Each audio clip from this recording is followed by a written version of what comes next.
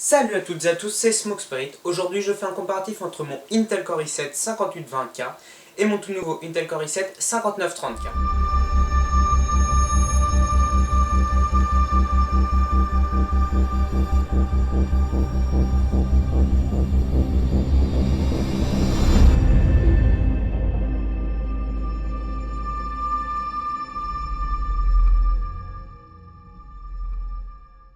This video is available in English here. Questa video è disponibile in italiano qui. Alors ensemble nous allons d'abord voir les différences physiques qu'il y a entre ces deux processeurs. Ensuite on va aborder les différences que l'on pourra constater lors d'une utilisation. Et ensuite je vous ferai une petite explication sur un point. Pour les différences physiques, alors il n'y en a vraiment pas beaucoup entre le 5820K et le 5930K. On reste sur du 6 core avec 12 threads, 15 Mbps en cache et des processeurs qui peuvent accepter jusqu'à 64 Go de DDR4 à 2133 MHz de base. Les trois principales différences entre ces deux processeurs sont tout d'abord les fréquences. Donc pour le 5820K, on est sur du 3.3 GHz de base, on passe à 3.5 GHz sur le 5930K de base. Pour les fréquences boostées, c'est à peu près la même chose. Le 5820K est à 3.6 GHz et le 5930K est à 3.7 GHz. La deuxième différence se fait au niveau du prix. On trouve le 5820K aux alentours des 400 €, tandis que le 5930K se trouve aux alentours des 600 €. Donc une différence de à peu près 200 €. La troisième différence, qui celle-ci par contre va vraiment jouer, et c'est d'ailleurs ça que je vous expliquerai à la fin si vous ne savez pas ce que c'est à propos des LAN PCI Express. On en a 28 sur le 5820K et 40 sur le 5930K, donc si vous savez pas ce que c'est, restez jusqu'à la fin, je fais ma petite explication. Maintenant nous allons nous intéresser aux différences pratiques, soit en gros, pourquoi dépenser 200 € de plus pour ce processeur.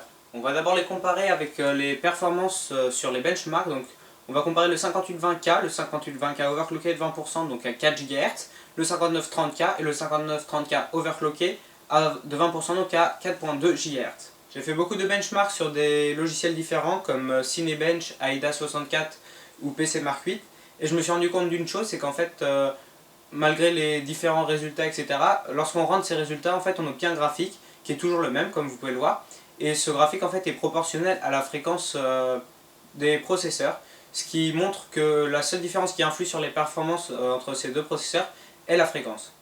Maintenant on va parler de l'overclocking de ces processeurs, voir s'il y a des différences au niveau des limites.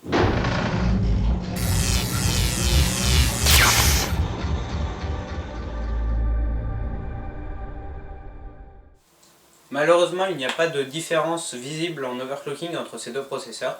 On atteint les mêmes fréquences avec les mêmes températures et la même stabilité.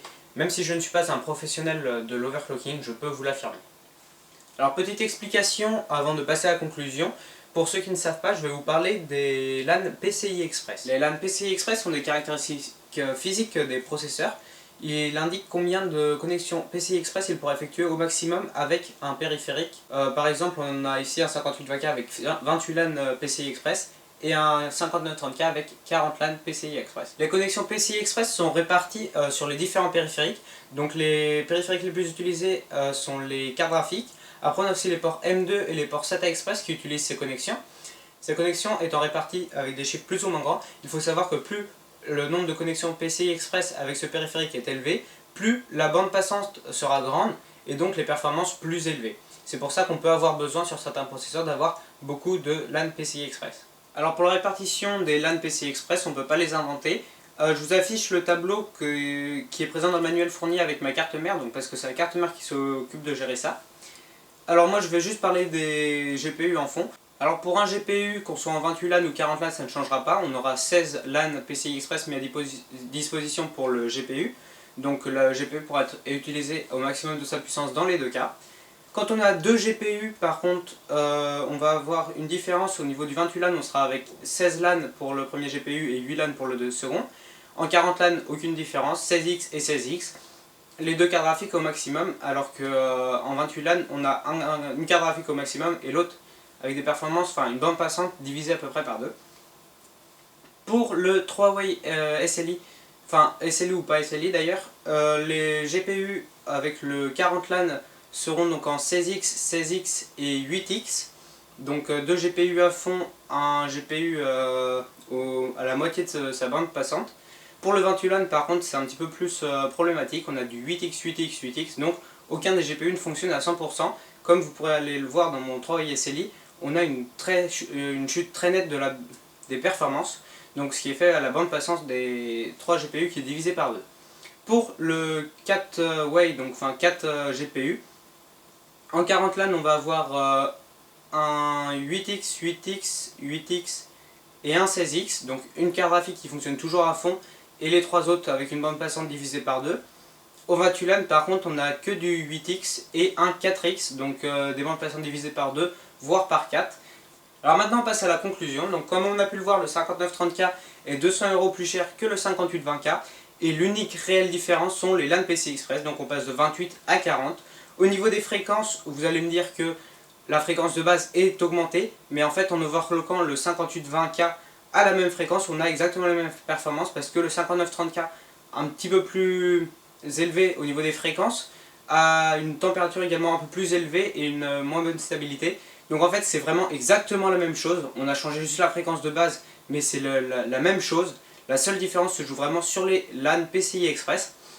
Donc j'espère que vous avez bien écouté ma petite explication. Donc pour faire une conclusion, le 5930K ne sert que si jamais vous faites des plus de 2 way SLI. Parce qu'en 2 way SLI... attendez que je dise pas de bêtises. Non, si vous faites, à partir du moment où vous faites un SLI, en fait, le 5930K pourra vous intéresser. Mais sinon, ça n'a vraiment aucun sens d'acheter un 5930K. Achetez un 5960X, donc lui qui passe à 8 corps et 20 mégas de cache, je crois. Si vraiment vous avez fait du SLI, etc., vous aurez besoin d'un 5930K, sinon restez sur un 5820K et overclockez-le, c'est vraiment très très bien. Donc vous imaginez que j'ai pas pris le 5930K juste pour faire beau, c'est parce que je compte faire un petit SLI comme ça. Donc c'est pour ça que je vous invite à voir mon 3way SLI de 970 Trix en cliquant ici. Donc c'est justement un SLI que j'ai fait avec mon 5820K et vous pourrez voir les performances qui chutent vraiment, enfin qui augmentent, mais vraiment on a une baisse de moins en moins grande plus on rajoute de GPU, donc je vais jusqu'à 3. Et justement en fait attendez-vous à une nouvelle chose similaire avec le 5930K. Et donc là on pourra vraiment comparer et voir si mon explication des LAN PCI Express au niveau de la bande passante se vérifie, parce que j'ai pas encore eu l'occasion de le vérifier, mais je vais le faire très bientôt. Donc bah voilà, c'est terminé. J'espère que cette vidéo vous a plu et qu'elle vous aura apporté quelque chose, que vous aurez appris quelque chose. En tout cas, moi je vous dis à très bientôt et on se retrouve donc pour une vidéo badass, j'espère, si j'ai l'occasion de le faire. A très bientôt. Et joyeux Noël!